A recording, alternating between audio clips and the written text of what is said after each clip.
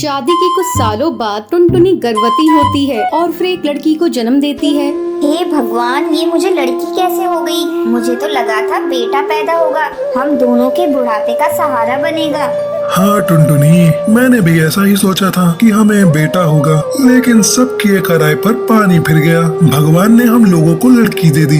अब तो ऐसा लगता है इस लड़की को उठाऊं और नदी में फेंक दूं, लेकिन मजबूरी है, ऐसा नहीं कर सकती। अगर मुझे लड़की को फेंकते हुए किसी ने देख लिया तो मुझे जेल हो जाएगी और मैं ऐसा नहीं चाहती।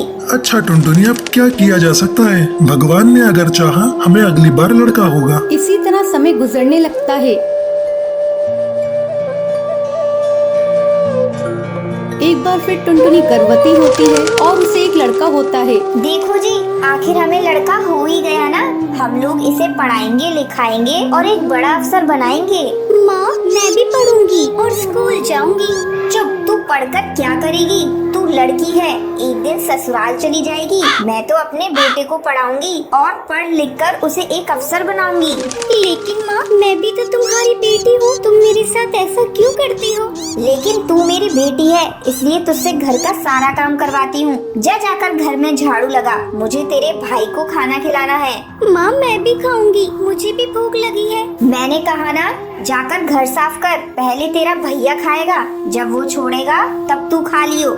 पिंकी चिड़िया चुपचाप वहाँ से चली जाती है और घर में झाड़ू लगाने लगती है। इसी तरह 5 साल गुजर जाते हैं। टुनटुनी पप्पू का एडमिशन किसी बड़े से स्कूल में करा देती है। माँ, मैं भी जाऊंगी पप्पू के साथ पढ़ने। तू अपने भाई के ऊपर नजर क्यों लगा रही है? मुझे तेरे ऊपर एक भी पैसा खर्च नहीं करना है। तभी बंटी वहाँ आता है। टुनटुनी, क्या बात है? क्यों पिंकी से ऐसे बहस कर रही हो? देखिए ना, ये तभी से स्कूल जाने की रट लगा रही है। पिंकी, तू समझती क्यों नहीं है? एक बार तुम्हारी माँ ने तुम्हें पढ़ने से मना कर दिया है, तो तू क्यों पढ़ने की जिद कर रही है? तू अब जा, मेरे लिए खाना लेकर आ। पिंकी खाना लेने के लिए किचन में जाती है। उस दिन टुनटुनी ने हलवा बनाया था और हलवे को देखते ही पिंकी के मुँह में पानी आ जाता है। वाओ, माँ ने आज हलवा बनाया है, थोड़ा खा लेती हूँ। अगर माँ से मांगूंगी तो वो मुझे कभी खाने को नहीं देंगी। पिंकी हलवा निकाल कर खाने लगती है। तभी टुनटुनी किचन में आ जाती है। जब वो देखती है कि पिंकी हलवा खा रही है तो उसे पीटने लगती है। तेरी इतनी हिम्मत, तूने मुझसे बिना पूछे हलवा खाया? तेरी जीभ बहुत लंबी हो गई है, मैं आज उसे काट दूंगी। माँ, मुझे मत मारो, मैंने बस थोड़ा सा हलवा खाया है, मैं अब नहीं खाऊंगी। माँ, मुझे मत मारो। ठीक है, ले जाके अपने पापा को खाना दे दे। पिंकी खाना लाकर बंटी कबूतर को देती है। जा चल, अब भाग यहाँ से, मेरे खाने को नजर मत लगा। पिंकी अपने माँ बाप के अत्याचार से परेशान आकर एक दिन घर छोड़कर चली जाती है। तब टुनटुनी और बंटी को एहसास होता है कि उन्होंने अपनी बेटी के साथ बहुत गलत किया है। बंटी, कहीं से भी मेरी बेटी को ढूंढ लाओ, मैं उससे माफी मांगूंगी। हम दोनों ने उसके साथ बहुत गलत किया है। बंटी पिंकी को ढूंढते ढूंढते नदी किनारे पहुंच जाता है। वो देखता है कि पिंकी एक जगह बैठकर रो रही है। बंटी पिंकी के पास जाता है और पिंकी से माफी मांगता है। फिर सभी खुशी खुशी एक साथ रहने लगते हैं। एक जंगल में टुन्नू अपनी पत्नी टूनी और अपनी बेटी टुनटुनी से बहुत प्यार करता था। टूनी, मैं तुम दोनों के बिना जीने की कल्पना भी नहीं कर सकता। अगर मुझे कुछ हो जाए तो तुम मेरी बेटी का ख्याल रखना। मरे आपके दुश्मन, आप ऐसी बातें क्यों करते हैं जी? आपकी उम्र तो 100 साल हो, आपको मेरी भी उम्र लग जाए। पापा, आपने मेरे लिए क्या लाया? बेटा, आज मैं तेरे लिए तेरी मनपसंद जूते लेकर आया हूँ, इसे पहनकर मुझे दिखाओ। टुनटुनी जूते पहनकर टुन्नू को दिखाती है। पापा, ये जूते तो बहुत सुंदर हैं, मैं कल इसे अपनी सहेलियों को दिखाऊंगी। आप दोनों बाप बेटी बातें कीजिए, मैं आपके लिए खिचड़ी बना कर लाती हूँ। टूनी जैसे ही खिचड़ी बनाने के लिए किचन में जाती है, वो बेहोश होकर नीचे गिर जाती है। पापा, जल्दी आओ, देखो माँ गिर गयी। टुन्नू दौड़कर वहाँ पर आता है। अरे, ये टोनी को क्या हो गया? मैं अभी डॉक्टर को लेकर आता हूँ। टुन्नू डॉक्टर को घर लेकर आता है। डॉक्टर टोनी का चेकअप करती है। बधाई हो, आपकी पत्नी माँ बनने वाली है। अब आपको इनका बहुत ख्याल रखना होगा। डॉक्टर के जाने के बाद टुनटुनी बेटा, अब तुम्हारा भाई आने वाला है। मेरे ऑफिस जाने के बाद तुझे ही तेरी माँ का ख्याल रखना है। ठीक है पापा, अब मैं माँ का ख्याल रखूंगी, उन्हें एक भी काम नहीं करने दूंगी। क्यों? मुझे क्या हुआ है? मैं काम क्यों नहीं करूंगी? माँ, डॉक्टर ने आपको आराम करने को कहा है। मैं कुछ नहीं जानती, मैं आपकी एक भी नहीं सुनूंगी। अब से घर का सारा काम मैं करूंगी। मैं अभी जाकर पापा के लिए खिचड़ी बना कर लाती हूँ। अच्छा मेरी माँ, जा और संभाल कर बनाना। टुनटुनी खिचड़ी बनाने जाती है। अरे क्या तोड़ दिया, जरा संभाल कर काम करो।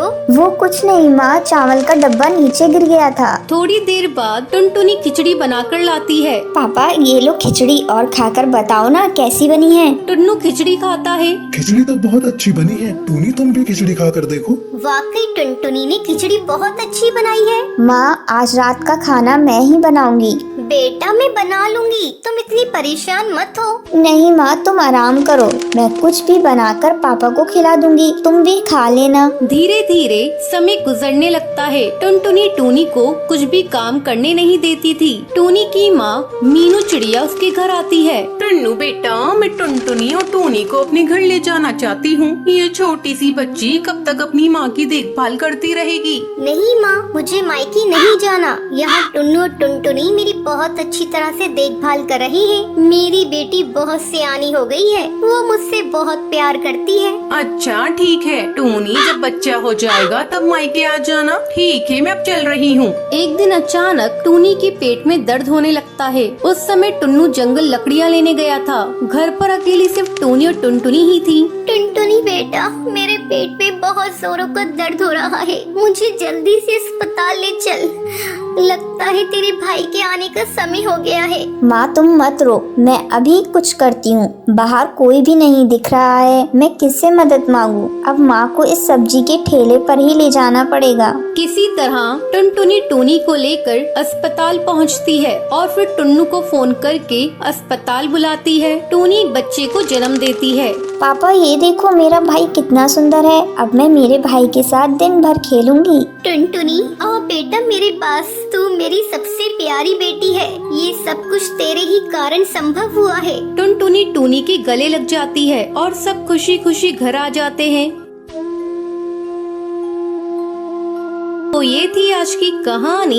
दोस्तों, आज के लक्की विनर्स के नाम ये रहे आपके स्क्रीन पर। आज का सवाल ये है, टुनटुनी टुन्नू के लिए क्या बनाती है? अगर आपको पता है तो आप हमें कमेंट करके जरूर बताएं। लक्की विनर के नाम कल की वीडियो में दिखाए जाएंगे। अगर आपको ये वीडियो पसंद आई हो तो इसे लाइक और ऐसी कहानियाँ देखने के लिए मेरे चैनल को सब्सक्राइब करना न भूलें। किसी जंगल में बंटी कबूतर और टुनटुनी नाम के पति पत्नी रहा करते थे। एक दिन टुनटुनी और बंटी में झगड़ा शुरू हो जाता है। टुनटुनी, अभी तक तो मैं चुप था, लेकिन तुमने फिर से एक लड़की को जन्म दे दिया। अब मैं तेरी 3 बेटियों का खर्च नहीं उठा सकता। अभी के अभी निकल जा मेरे घर से। बंटी, अब मैं इन बच्चियों को लेकर कहाँ जाऊंगी? ये तीनों बच्चियाँ तुम्हारी ही है। तुम्हारा दिल आज इतना पत्थर क्यों हो गया है? इन बच्चियों के मासूम चेहरे को देखकर भी तुम्हें इन पे तरस नहीं आता? हाँ नहीं आता। तू अभी के अभी इन्हें लेकर निकल जा। नहीं देखनी मुझे तुम्हारी और तुम्हारी बेटियों की शक्ल।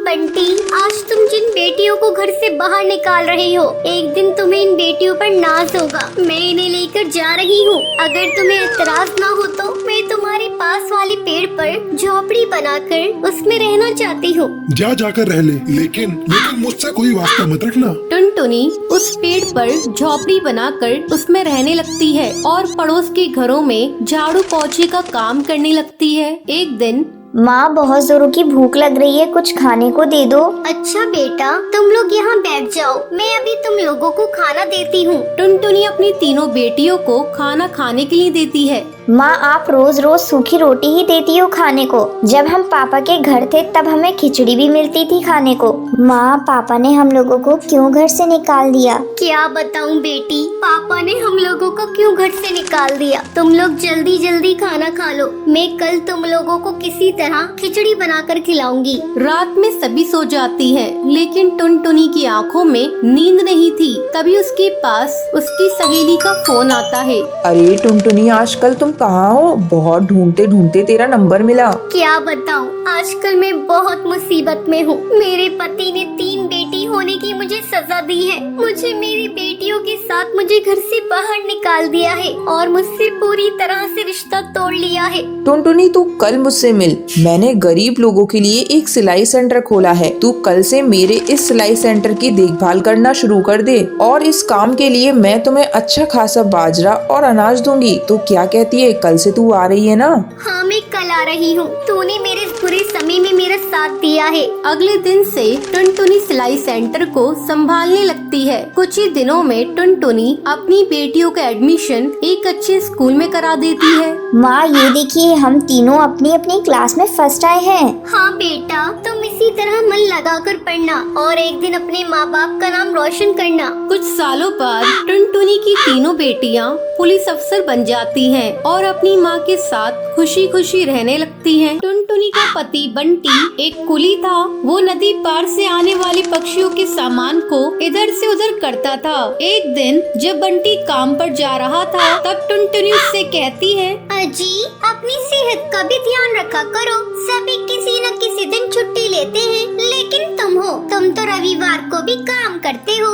अरे पगली, अगर काम नहीं करूँगा तो घर कैसे चलेगा? तू तो माँ बनने वाली है, बच्चों का खर्चा बढ़ेगा। अगर काम नहीं करूँगा तो अपने बच्चों को अच्छी जिंदगी कैसे दूंगा? आपसे तो बात करना ही बेकार है। ये लीजिए पोटली, इसमें मैंने रोटी और चावल रख दिए हैं, समय से खा लीजिएगा।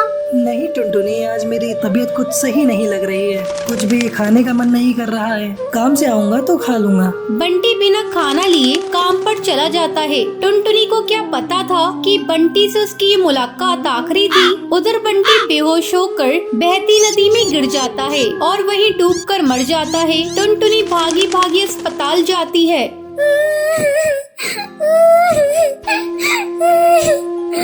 बंटी, ये क्या हो गया? सब कुछ एक पल में खत्म हो गया। अब ये बच्चा किससे अपना पापा कहेगा? मैं तुम्हें कई बार समझा रही थी अपनी सेहत का ध्यान रखो, लेकिन तुम तो मेरी बात मानते ही नहीं। अब मैं क्या करूं बंटी? समय तेजी से पंख लगाकर उड़ने लगता है। टुनटुनी एक बच्ची को जन्म देती है। एक दिन टुनटुनी के पास डाकिया एक खत लेकर आता है।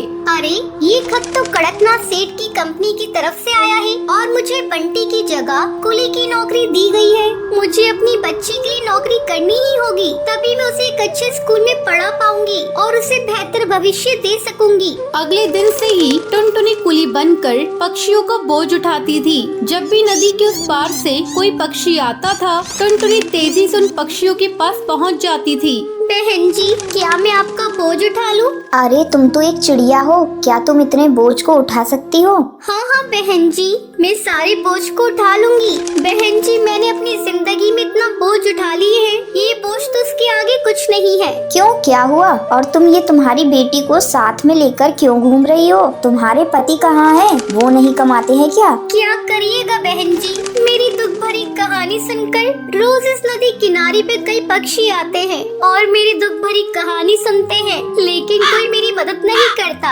अरे तुम मुझे तो बताओ, मैं तुम्हारी जरूर मदद करूंगी। क्या बताऊं बहन जी, मेरे पति की मौत इसी नदी में डूबकर हो गई थी। उसके बाद से मैं यहाँ कुली की नौकरी कर रही हूँ। देखो टुनटुनी, जब तुम्हारी बेटी थोड़ी बड़ी हो जाएगी तो उसको मेरे स्कूल में डाल देना। मैं उसे पढ़ा लिखा कर एक अफसर बनाऊंगी। मैं तुम्हें अपना पता दे देती हूँ। वो बुलबुल चिड़िया टुनटुनी को अपना पता दे देती है। इसी तरह कई साल गुजर जाते हैं। एक दिन जब टुनटुनी अपना घर साफ कर रही थी, तभी उसे उस बुलबुल का दिया हुआ पता मिलता है। अरे ये पता तो वही है जो मैडम जी ने मुझे नदी किनारे पर दिया था। मैं तो बिल्कुल भूल ही गई थी। अब मैं अपनी बेटी को लेकर मैडम जी के स्कूल में जाऊंगी और उसे वहाँ पढ़ाऊंगी। टुनटुनी अपनी बेटी को लेकर उस पते पर पहुँचती है। आओ आओ टुनटुनी, बहुत दिन हो गए तुमसे मिले।